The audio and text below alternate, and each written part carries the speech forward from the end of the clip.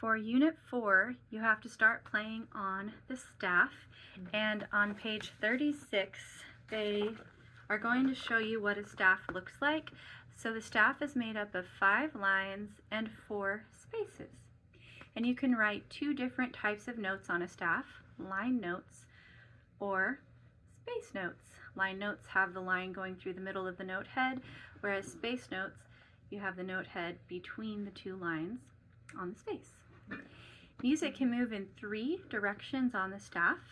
You can go up, down, or you can repeat. And that's it, just the 3 directions and just the 2 types of notes. If you have more than one staff, the plural form of the word is staves. The F sound turns into a V, just like leaves instead of leafs. Or loaves of bread, you'd say loaves.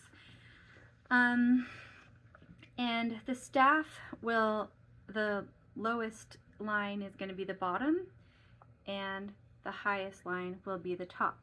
This can be kind of confusing for piano, because for the piano, to the right is up and to the left is down, but on the staff, up is up and down is down.